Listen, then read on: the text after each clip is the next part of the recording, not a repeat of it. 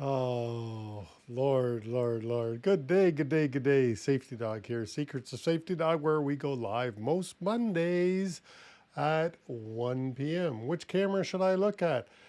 Just goofing around a little bit today, but we do have a very serious subject.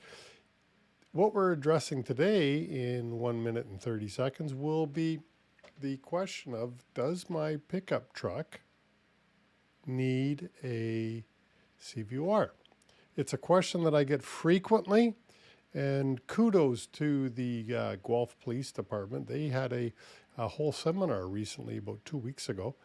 They put it on in the evening, and everybody in Guelph could attend, and people not in Guelph, like me from Hamilton, I attended, and it was a great presentation.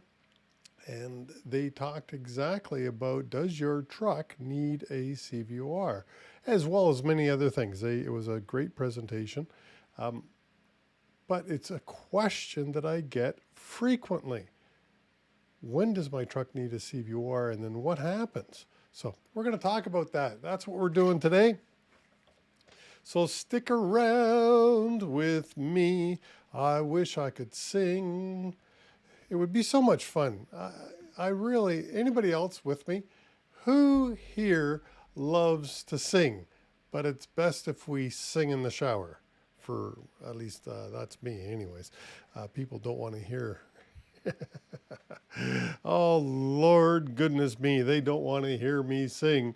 And you know, you have to hear me sing if you're here live, because gosh, I punish you.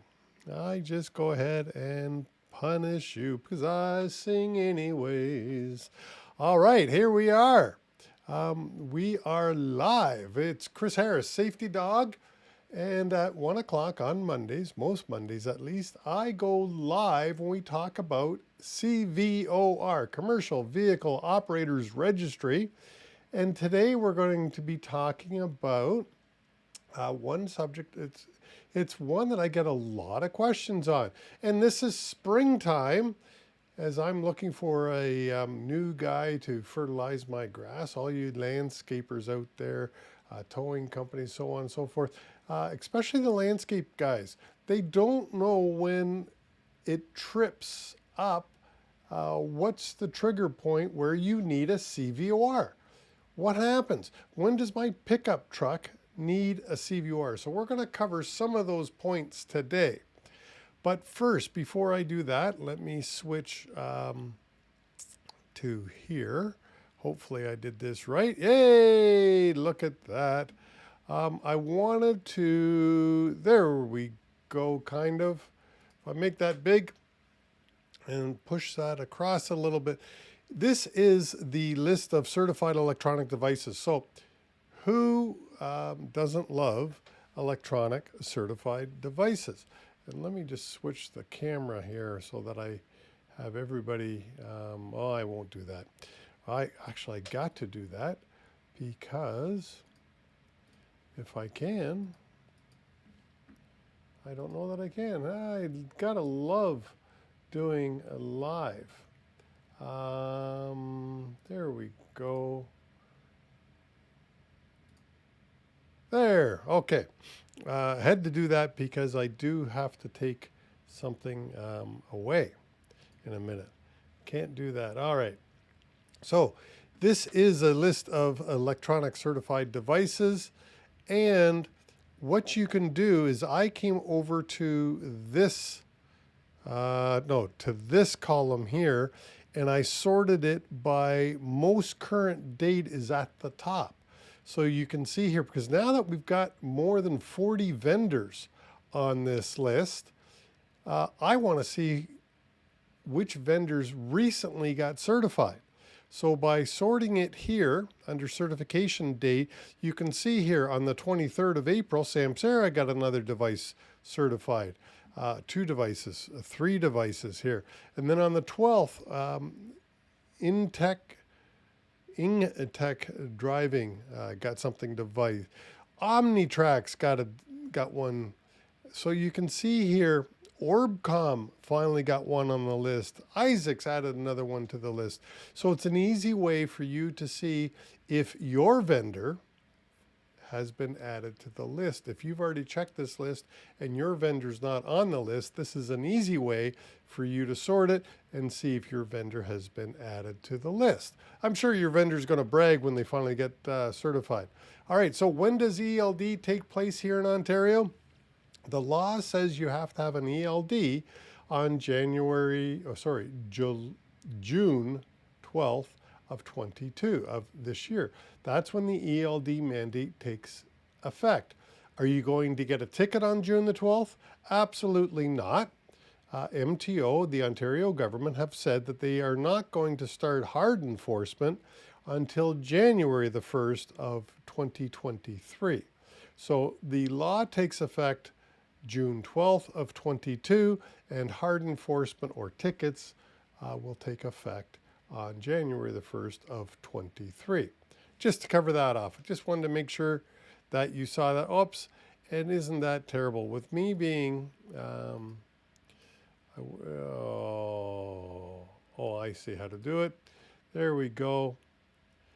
I got to make myself much smaller here. When I was saying about which thing here, the certification date, you can sort by certification date. You can sort by all of these different numbers, all of these different columns. I choose certification date because the most recently certified that way, if I click this arrow, pops to the top.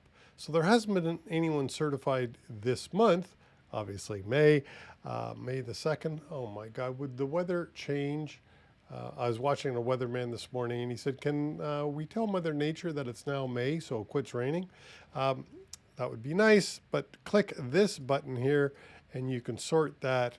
As you can see here, the very first one was a year ago, just about July 23rd. And if you sort by that, that is the most recent one. So I would encourage you to do that.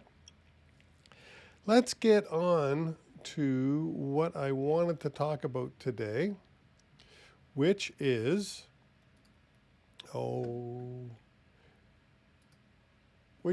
does my pickup truck need a CVOR? And if so, what documents do you need in your in the pickup truck? So let me just start this over. Oh boy, as I say, you gotta love doing things live. There we go. All right. Now, you can't see what I want you to see yet. And that is because, once again, primary display. Oh, you can't do that. Secondary, we'll go to the third display. Oh my. And okay. One last time, we'll try to fix that. Go to primary.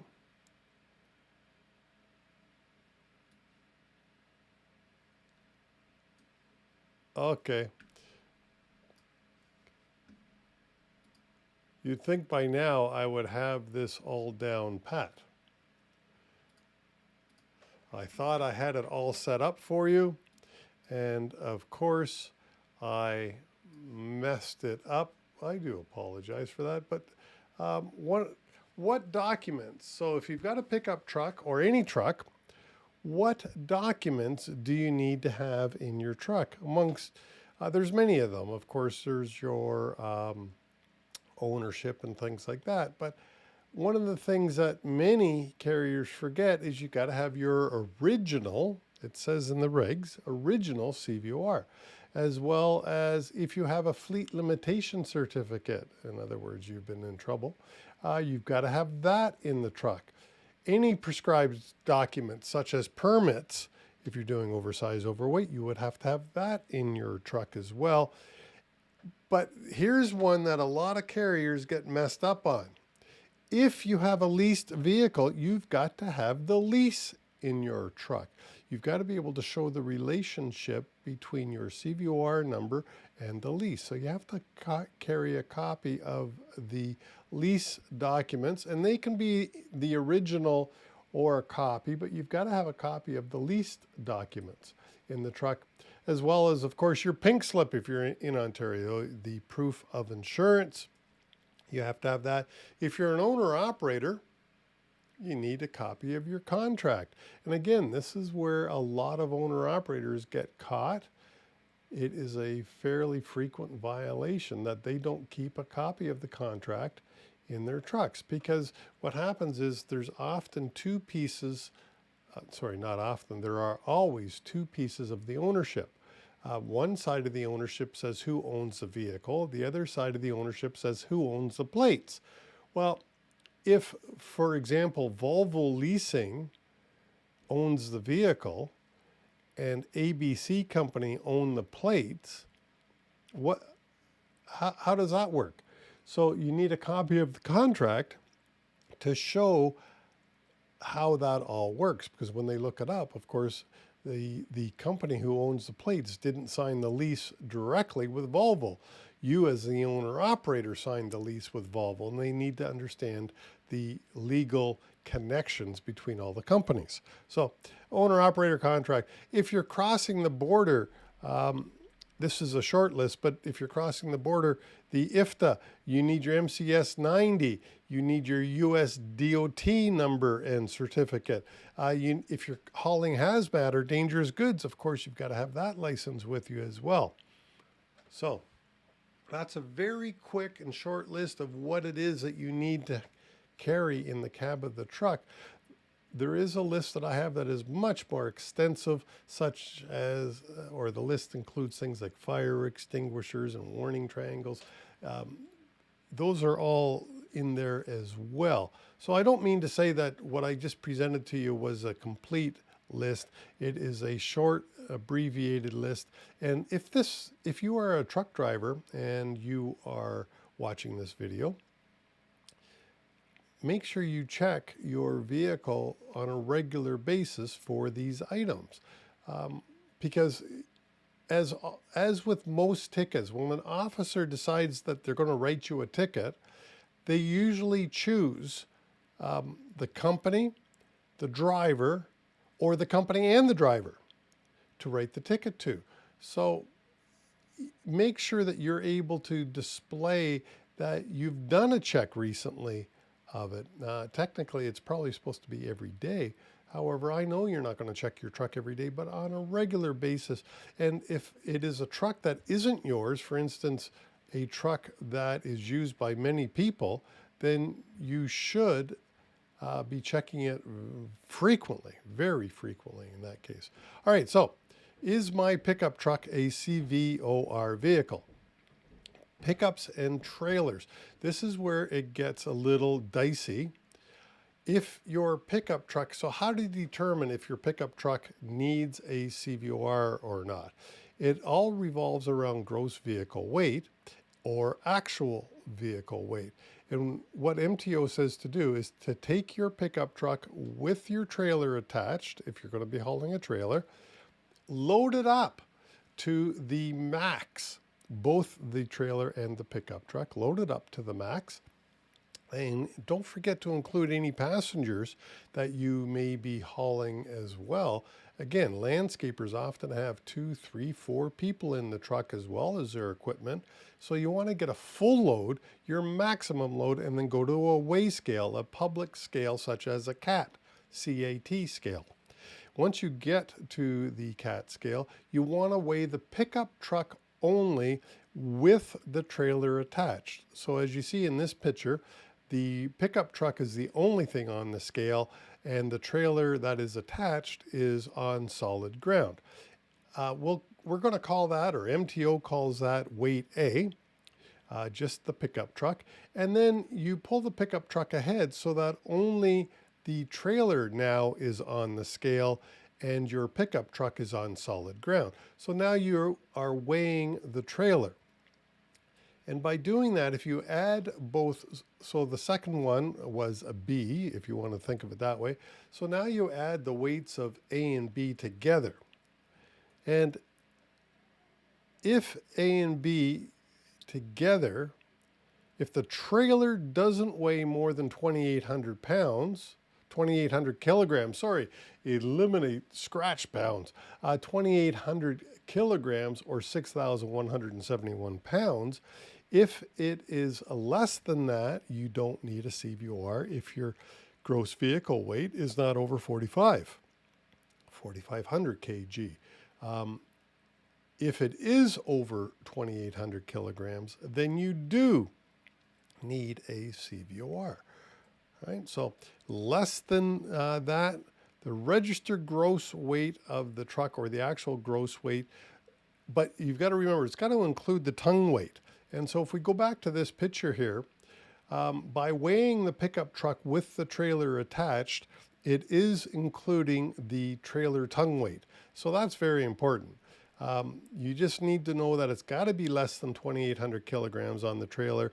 And as long as your pickup truck is not actually over 4,500 kg, either actual gross weight or registered gross weight, then you do not need a CVOR. So your actual gross weight or your registered gross weight of the pickup truck is less than 4,500 kg, and the trailer is less than 2,800 kg, you do not need a CVOR based on weight. So let me be clear with that.